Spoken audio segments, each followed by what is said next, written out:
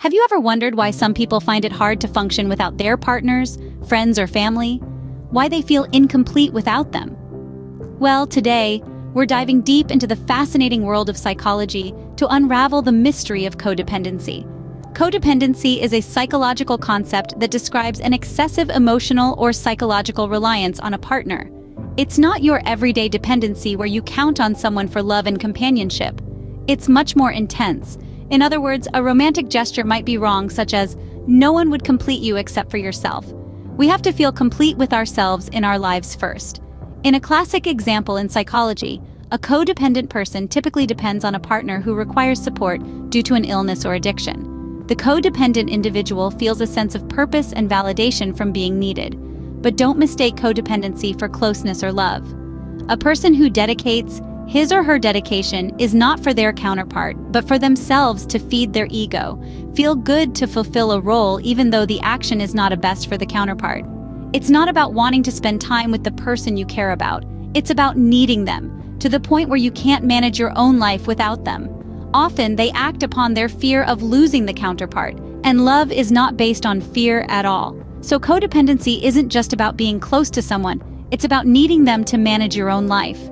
To better understand codependency, let's delve into a real-life example. Picture this: a married couple, deeply in love, but one of them is grappling with alcoholism. The other partner, let's call them Alex, is clearly perturbed by their spouse's addiction.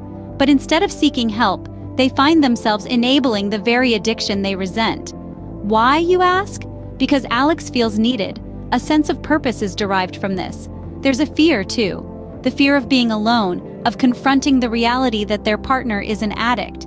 So they continue to support the addiction, thinking that they're providing help, when in reality they're feeding the cycle of dependency. Now let's consider the other partner, who we'll call Taylor. Taylor is an alcoholic, yes, but they're also dependent on Alex. Not just for their daily needs or to cover up their addiction, but also for validation, for an assurance that they're still loved despite their issues. In this relationship, Alex and Taylor are locked in a dance of codependency. Alex, though resenting the addiction, is terrified of losing the person they love and the sense of being needed.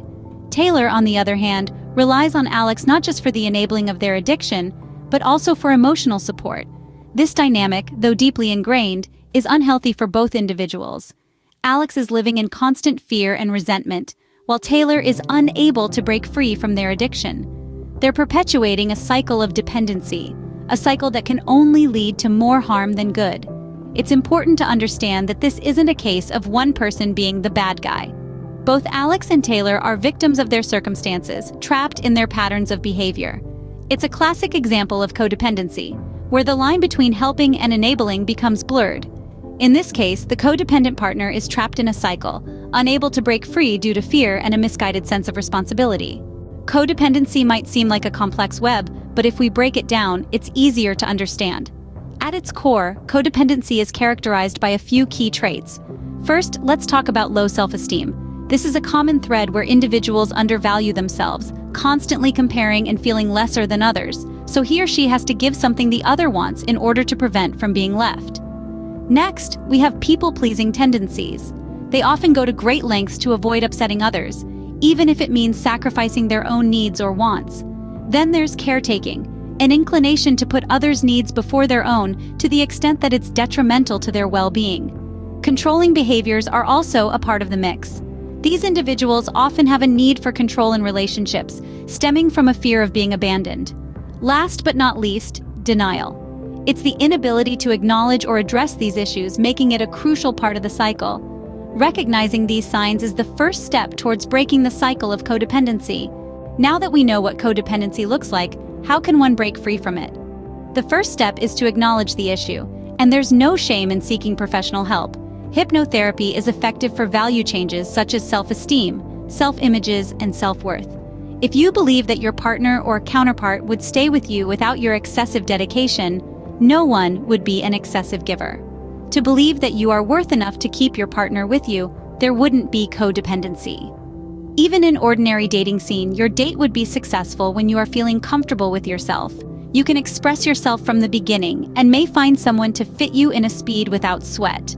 It would be more complicated and time-consuming if you couldn't express who you are from the beginning. Furthermore, self-worth is actually everything in our lives, leading us to a big success and happy life. After all, you are completed on your own, then you wouldn't need anyone in your life. You may understand a difference in between need and want. In the case, wanting someone to be with is going to be like a bonus or a dessert. You are filled with your meals, but you may have some space for desserts. This dessert would be extra sweet treat because you are filled with your meal. Thus, it is completely your own choice going for the dessert or not in your life. You are already happy in your life, so you would find someone so special to be with. Sounds like a very healthy and an old school. When you are unhappy alone and looking for someone to make yourself happy, it seems like depending on someone to be happy. Remember, this is about dependency.